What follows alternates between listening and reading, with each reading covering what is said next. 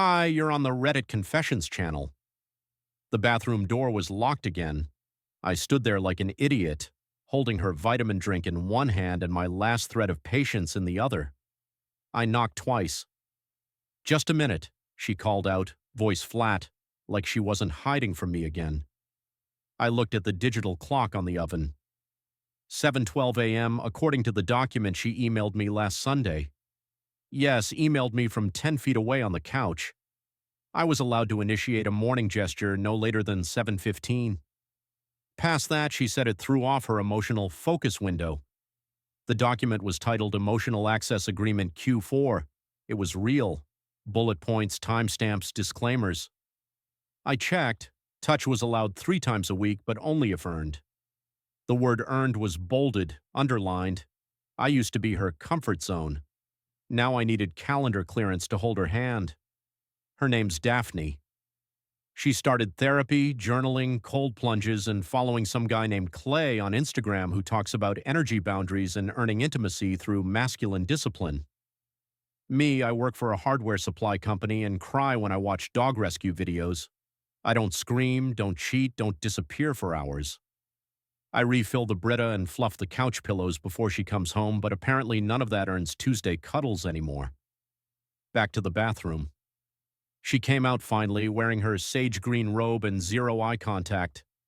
I held out her drink. Ginger lime, extra cold. You said you like it when it's... She walked past me. Thursday isn't a contact day, she muttered. You're off schedule. I stood there blinking. Off schedule, like I was a missed delivery. That's when I walked straight to my laptop. I didn't even sit down. Just typed with shaking hands and an empty heart. Opened our shared banking app, transferred our joint checking funds into my personal savings, froze, removed her name from the Amazon Prime family plan. Yes, even that. Then I drafted my own document. I called it Financial Boundaries. Effective immediately, bullet points, timestamps, disclaimers. Her copy was waiting in her inbox before she finished brushing her teeth.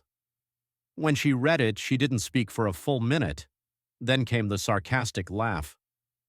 Is this some kind of revenge? She said, arms folded, voice sharp. I shrugged.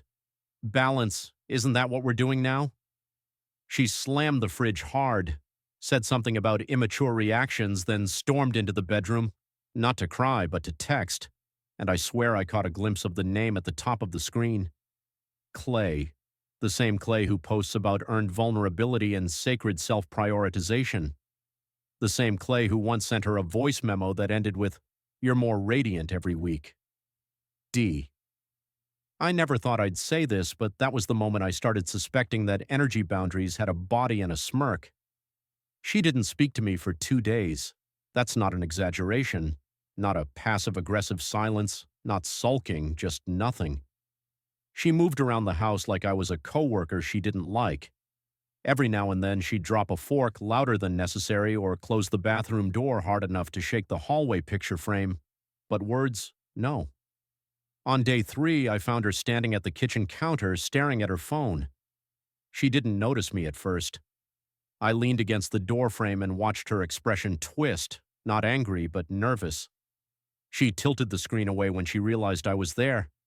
That alone set off every alarm in my chest. I asked, "Everything okay?" She blinked, smiled too fast, and said, "Yeah, Clay just sent a quote about emotional anchoring. You wouldn't get it." She was right. I wouldn't. I didn't want to get it. I wanted to know why her fingers trembled when she locked her screen. Later that night, while she was in the shower, her iPad buzzed. I know I shouldn't have, but I looked. I wish I could say I found something obvious. A confession, a picture. But what I found was worse. A group chat titled Energy Alignment Circle filled with posts from women and one man named Clay, her coach. Except the messages didn't feel like coaching. They felt like flirting wrapped in spirituality. Clay, you're glowing again today. D. That robe photo. Wow.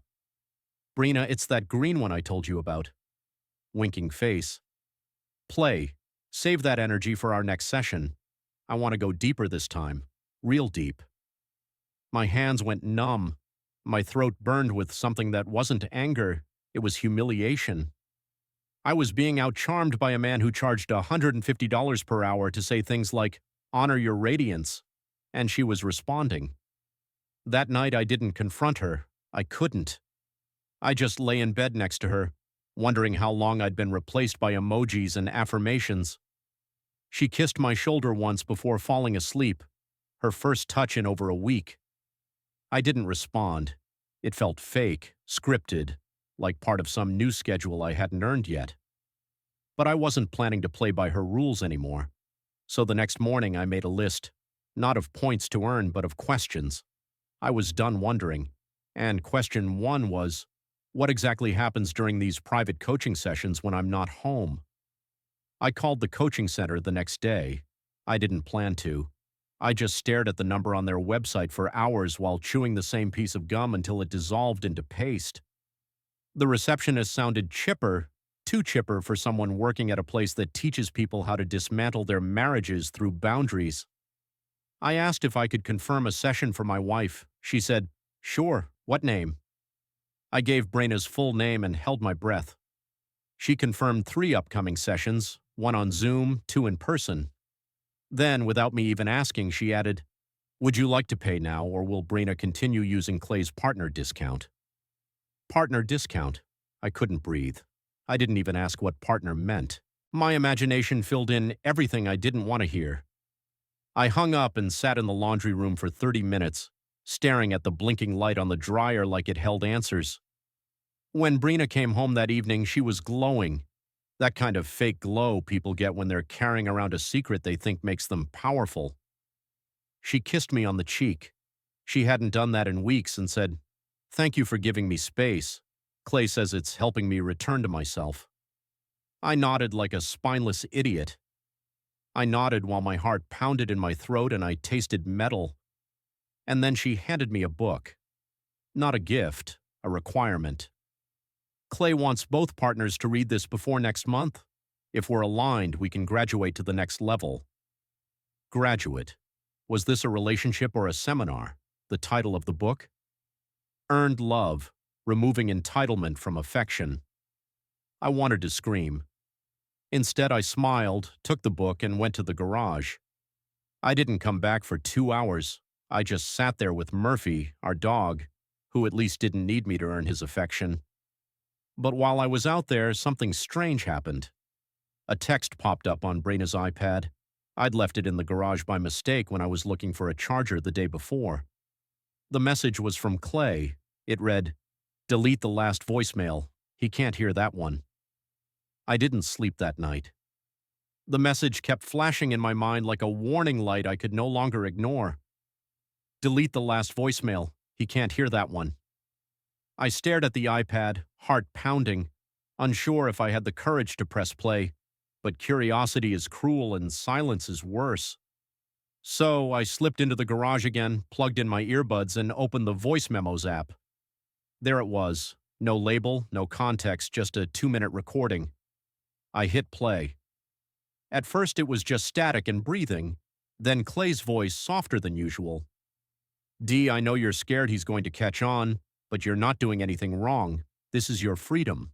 He'll adjust or he won't. Just remember you owe him nothing, not your guilt, not your clarity. If he loved you, he'd already be gone." I sat frozen. Then came her voice. Brena laughing softly, intimately. I just wish I could tell him it was never about us, that it stopped being about us the moment I realized I had options. That word options, like I was a backup plan, like I was the life vest she didn't want to wear anymore. She didn't say my name once in that recording. I was just he, like some old obligation she was too polite to discard out loud. I didn't cry. I wish I had. Crying would have been easier. Instead, I felt a strange calm, the kind you only feel right before something breaks. I deleted the voicemail, not because I wanted to protect her, but because I couldn't stand to hear her voice again. The next morning, she smiled like nothing had happened. She made a smoothie, asked how I slept, and even complimented my shirt. I nodded and said nothing. Inside, everything was screaming, but on the outside, I was just still. That night I emailed Clay. I didn't threaten him. I didn't curse. I just said, "You told her she had options, so do I." I didn't expect a reply, but what I got the next day made my stomach turn. He replied with just one sentence. "Then you should probably check the hotel receipts from her birthday weekend." And just like that, I realized something even worse. This wasn't a fantasy. This wasn't emotional flirtation. This was real physical, and I had proof waiting for me. I didn't ask Brina about the hotel. I just waited until she left for one of her clarity walks, which now took 2 hours and required makeup and perfume. While she was gone, I pulled out the folder where we kept shared account statements. I hadn't looked through it in months, mostly because I trusted her to handle budgeting. Stupid, I know. It didn't take long. There it was, an envelope marked birthday weekend, Sedona. I opened it, expecting spa bills, maybe a restaurant receipt. What I found instead made my ears ring. 2 nights at a boutique resort, 1 room, king bed, 2 breakfast charges on both mornings, and a spa appointment for 2 under the name D. Wren.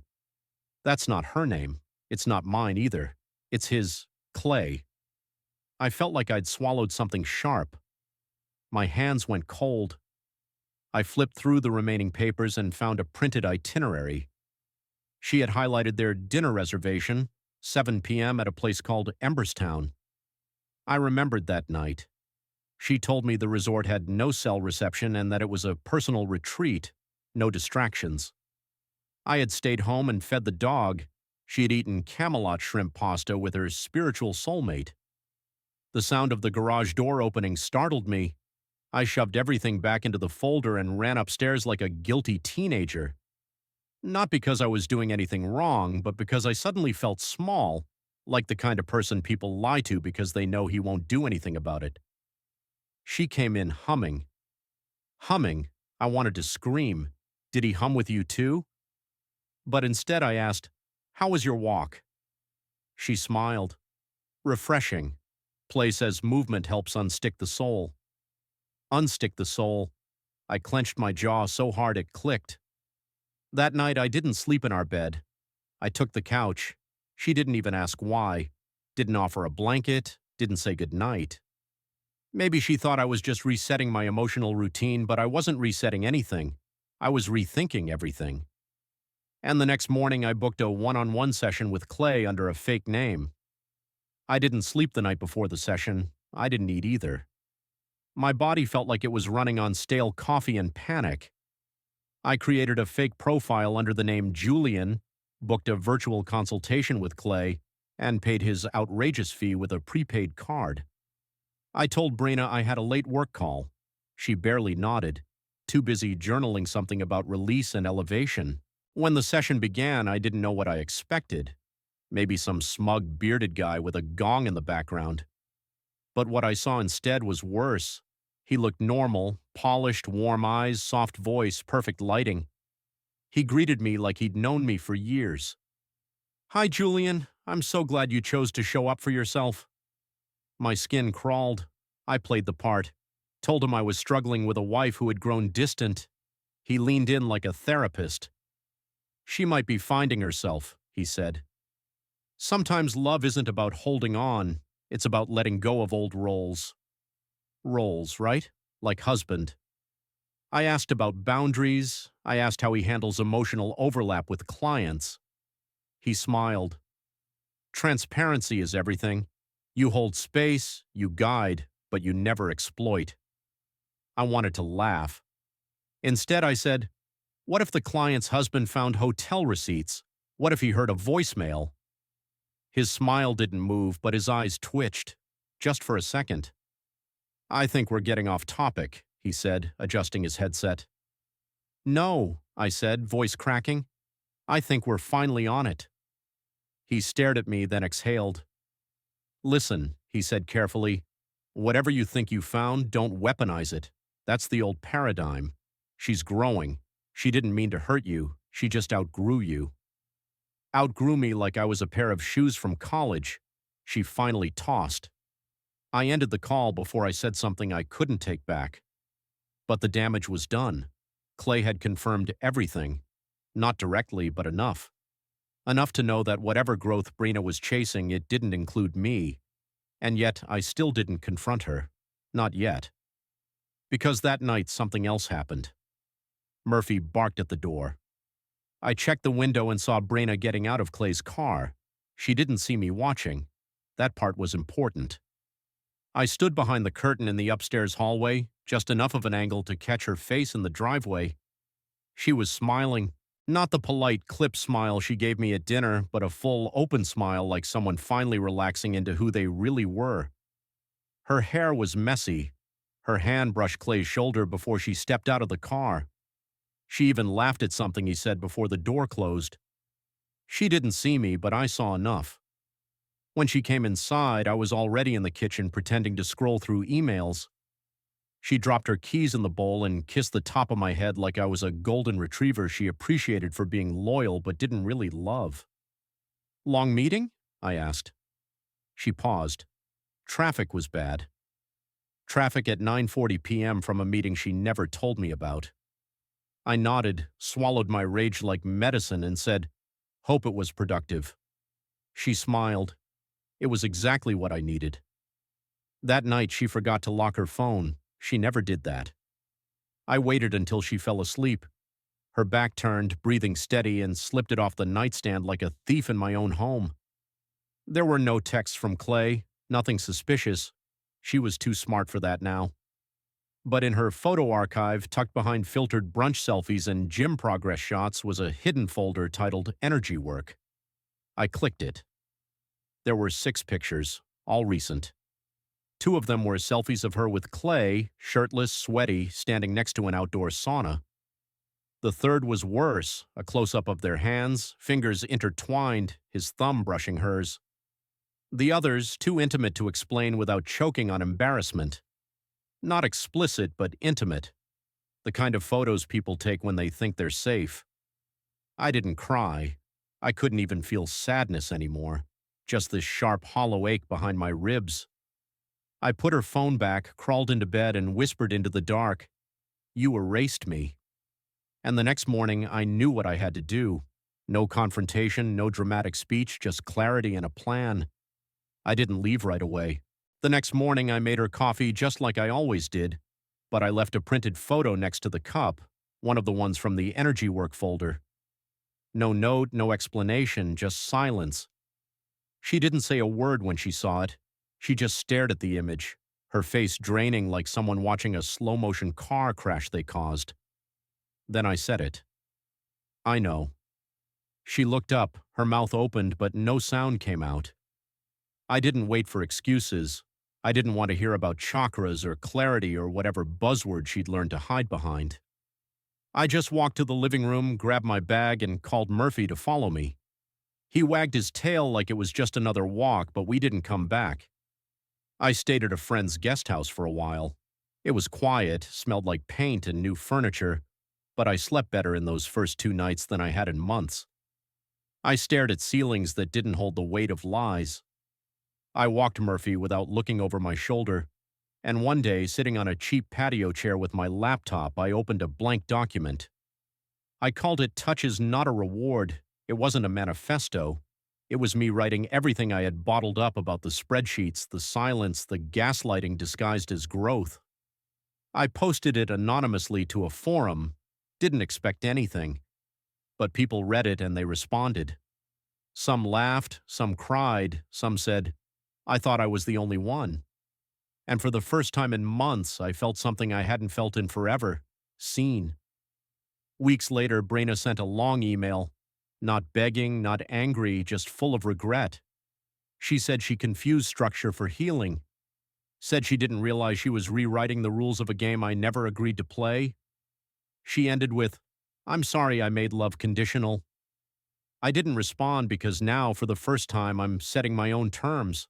And guess what? They don't include earning basic decency. I'm not angry anymore. I'm just free. That's the end of my story.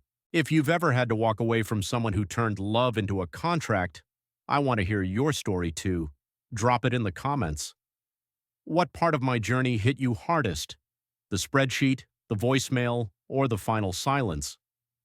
You've been watching Reddit Confessions, where the truth doesn't ask for permission. See you in the next one.